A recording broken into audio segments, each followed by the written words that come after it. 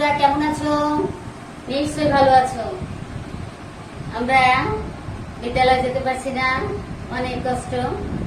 সেই কষ্ট দূর করার জন্য আমি আসছি প্রধান শিক্ষক শিবরানী মন্ডল করিমুন্নেছা মডেল সরকারি প্রাথমিক বিদ্যালয় চতুর্থ শ্রেণীর বিজ্ঞান বিষয় দ্বিতীয় অধ্যায় নিয়ে আলোচনা করব। তোমরা আমার সাথে খাতা, কলম এবং বই নিয়ে হাজির করো।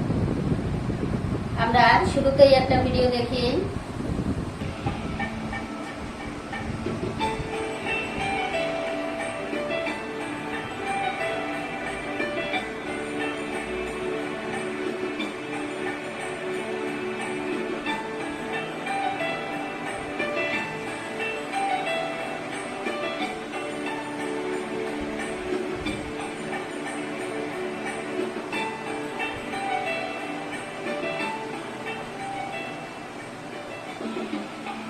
ভিডিওতে কি দেখলাম?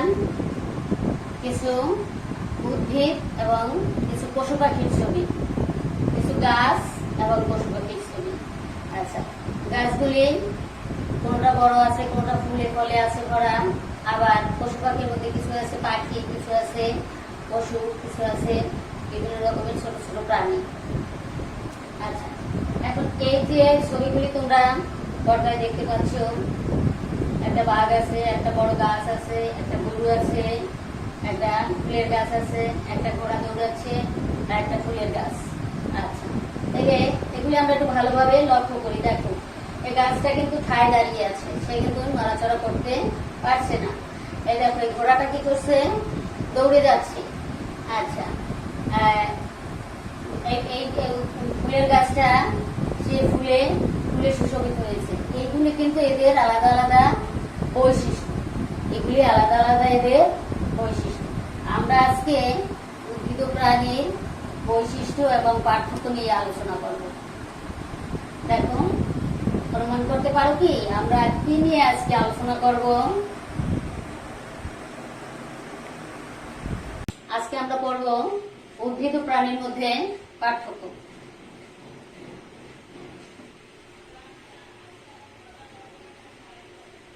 আজকে কি কি শিখবো? উদ্ভিদ ও প্রাণীর বৈশিষ্ট্য লিখতে পারবো আমরা, উদ্ভিদ ও প্রাণীর মধ্যে পার্থক্য উল্লেখ করতে পারবো। কি? প্রথম হলো বৈশিষ্ট্য, উদ্ভিদ ও প্রাণীর বৈশিষ্ট্য, এবং দ্বিতীয়ত হলো উদ্ভিদ ও প্রাণীর পার্থক্য। কল্পনা করো, একটা গাছ এবং একটা বাঘ আছে। আচ্ছা, একই দুই ধরনেরই, গাছটাও একটা জীব আর বাঘটাও একটা জীব। তাহলে জীব এখন কত ধরনের হতে পারে? জীব হলো দুই ধরনের। জীব কত ধরনের? জীব দুই ধরনের। এরা হলো উদ্ভিদ এবং প্রাণী। এরা হলো উদ্ভিদ এবং প্রাণী। এদের মধ্যে কোনো পার্থক্য লক্ষ্য করতে পারছো? এরা কিভাবে উদ্ভিদ এবং প্রাণীর মধ্যে আমরা পার্থক্য করতে পারি? আমরা দেখব উদ্ভিদ এবং প্রাণীর মধ্যে কিভাবে পার্থক্য করতে পারি।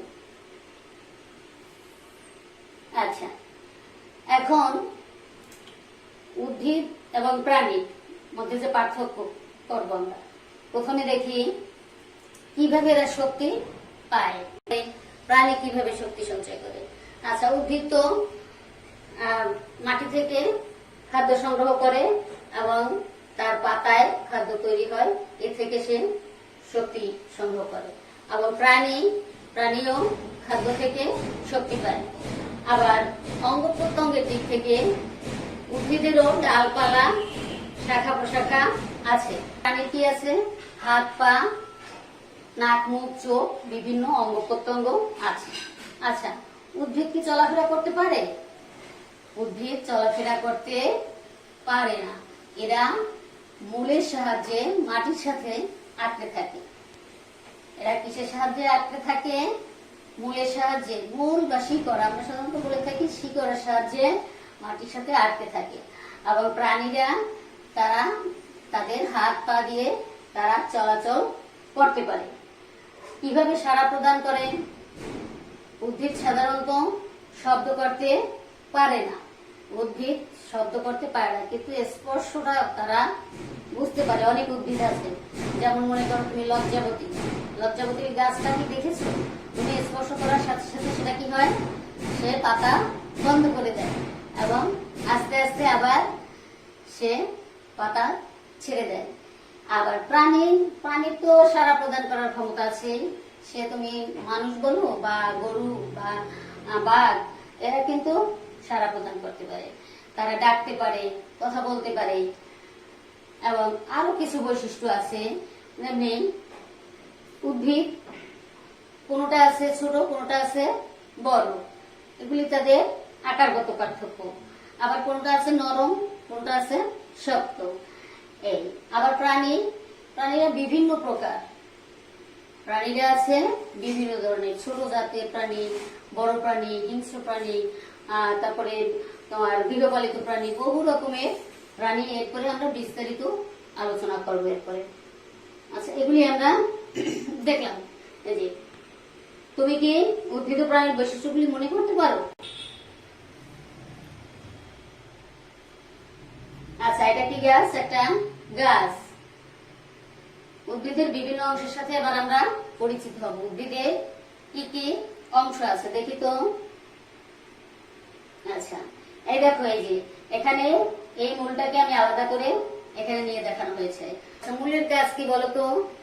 মূল হইল উদ্ভিদের আসলে প্রাণ, অর্থাৎ মূল যে গাছে না থাকে সে কিন্তু বাঁচতে পারে না। মূল থেকে সে খাদ্য সংগ্রহ করে, মাটি থেকে বিভিন্ন খনিজ পদার্থ, পানি, এগুলি সে শোষণ করে একেবারে সে পাতায় নিয়ে যায় এবং সেই পাতায় উদ্ভিদের খাদ্য তৈরি হয়।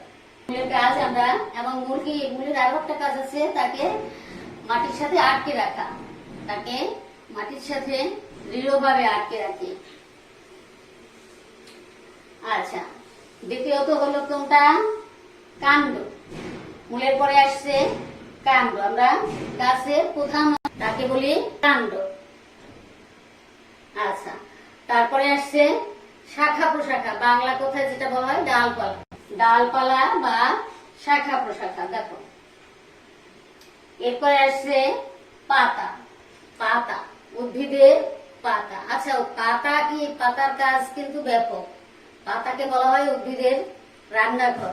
তৈরি হয় কোথায় বলতো? সবুজ পাতায়। উদ্ভিদের খাদ্য তৈরি হয় কোথায়?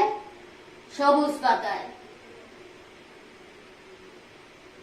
আচ্ছা, এরপরের অংশ হলো কি? ফুল। কোন কোন উদ্ভিদের ফুল শোভাবর্ধন করে, আবার ফুল থেকে ফল হয় এবং বংশ বিস্তার করে। এবারে আসছে ফুল থেকে হয় কি? ফল। ফুল থেকে কি হয়? ফল। ফল আবার কি? ফল আমাদের খাদ্য হিসেবে আমরা গ্রহণ করি, ফল বংশ বিস্তার করে। এবারে আমরা আলাদা আলাদা ভাবে একত্রে দেখি কোন কোন অংশ উদ্ভিদের মূল, কাণ্ড, শাখা প্রশাখা, পাতা, ফুল ও ফল। উদ্ভিদের অংশগুলি কি কি আছে এখানে? মূল, কাণ্ড, শাখা প্রশাখা, পাতা, ফুল, ফল। দেখতেছো তো? আসো, দেখো প্রাণীর বিভিন্ন অংশ। প্রাণীর বিভিন্ন অংশ, এই যে এই একটা বাঘ আছে, বাঘের সাথে সাথে তুমি নিজের অঙ্গ প্রত্যঙ্গ গুলি কিন্তু কল্পনা করতে পারো, তার থেকেও তুমি কিন্তু মিলাতে পারো। দেখো বাঘটার কোন কোন অঙ্গ প্রত্যঙ্গ দেওয়া হয়েছে। প্রথমে আসছে কি? কান।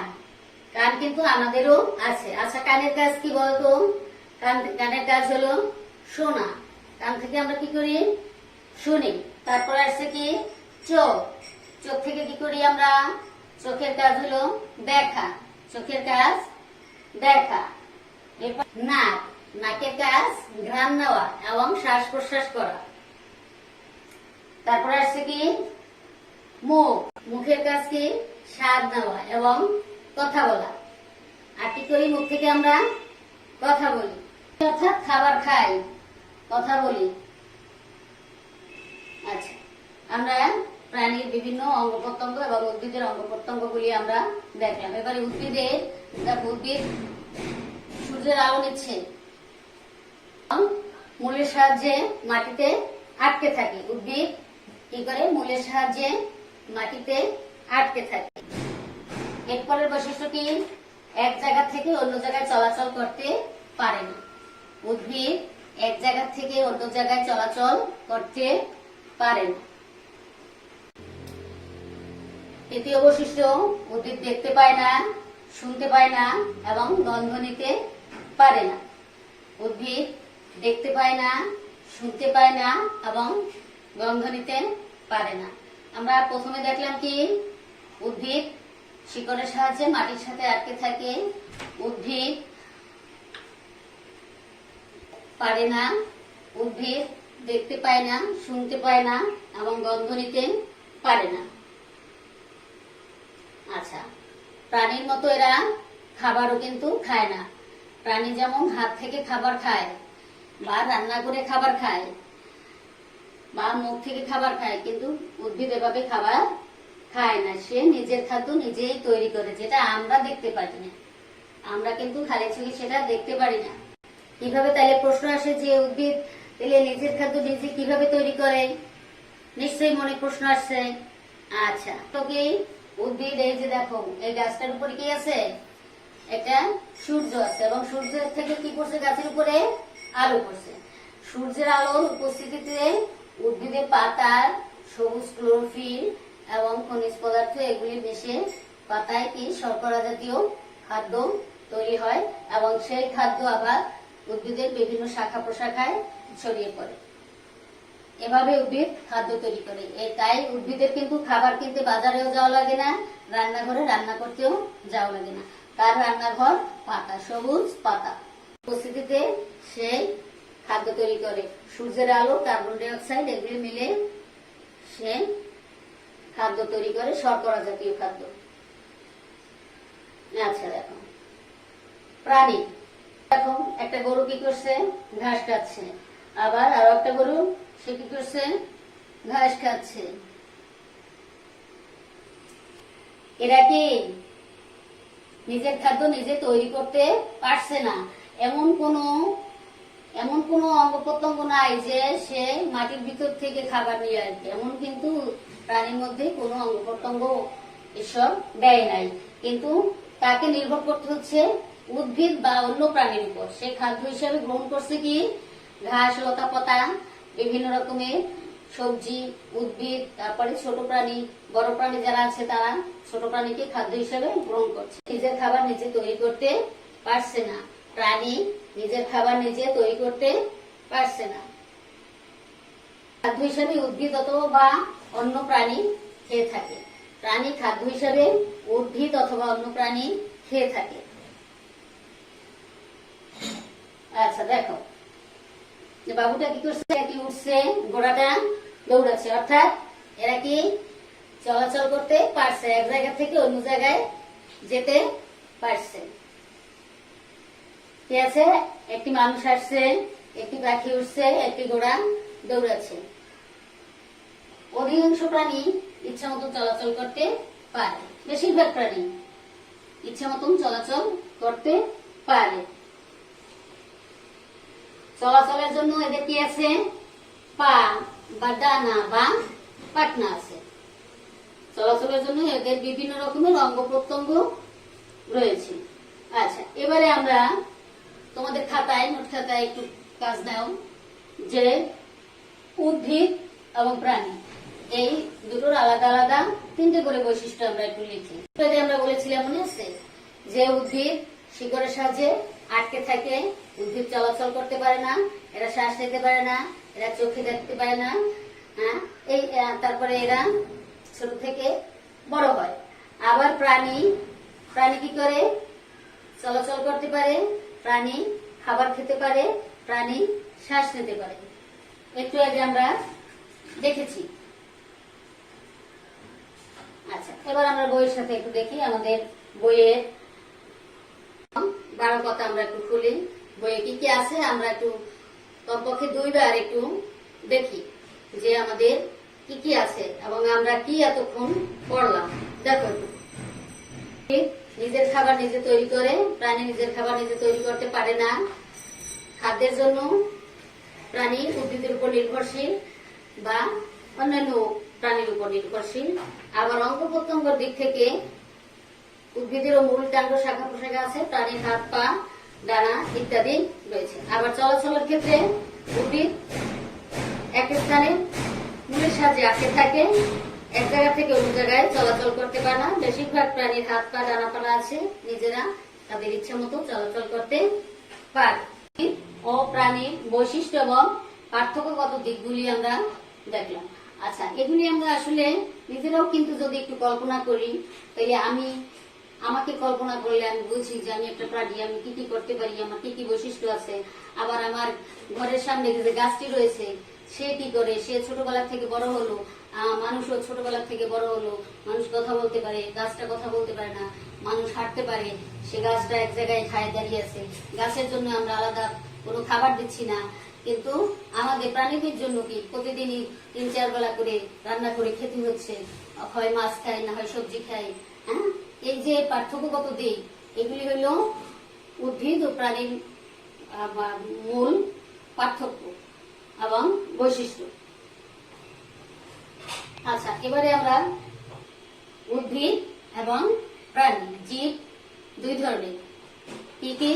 উদ্ভিদ এবং প্রাণী। উদ্ভিদ নিজের খাদ্য নিজে তৈরি করতে পারে, অধিকাংশ প্রাণী নিজের ইচ্ছা মতো চলাচল করতে পারে। আমরা তাহলে এগুলি একটু লিখে নেই, যেগুলি আমরা আমাদের পরবর্তীতে কাজে লাগবে। আচ্ছা, ঠিক আছে, হ্যাঁ লেখা হয়েছে তো, ঠিক আছে। আচ্ছা, এবারে আমাদের বাড়ির কাজ। বাড়ির কাজটা তোমাদের স্কুল খোলার পর তোমার বিজ্ঞান শিক্ষককে অবশ্যই দেখাবা এবং কাজটা অবশ্যই তুমি করে নেবে। তোমার বাড়ির কাজের জন্য উদ্ভিদ ও প্রাণী পর্যবেক্ষণ করে নিচের ছকটি পূরণ করে আনবে। তোমার বাড়িতে যে উদ্ভিদ ও প্রাণী আছে, যে সকল উদ্ভিদ ও প্রাণী আছে, সেগুলি তুমি একটু ভালোভাবে লক্ষ্য করবে এবং ভালোভাবে দেখবে। দেখে তুমি এই ছকটি পূরণ করবে, যে কিভাবে শক্তি পায়, কি কি অঙ্গ প্রত্যঙ্গ বা অংশ আছে, কিভাবে চলাচল করে, সাড়া প্রদান করে কি করে না, আরো বাড়তি কিছু তোমার যদি মনে হয় তাহলে এগুলি তুমি সংযোজন করবে। আচ্ছা, আজকে পাঠ আমরা এখানে শেষ করব। সকলকে ধন্যবাদ। সকলেই স্বাস্থ্যনীতি মেনে অবশ্যই আমরা চলবো। করোনার দিনে বাইরে বের হবো না, সবাই ভালো থাকার চেষ্টা করবো। হাত ধোবো বারে বারে, স্যানিটাইজার ব্যবহার করবো, নিরাপদ থাকবো। সকলকে ধন্যবাদ। এবারে আমি আসি, বিদায়।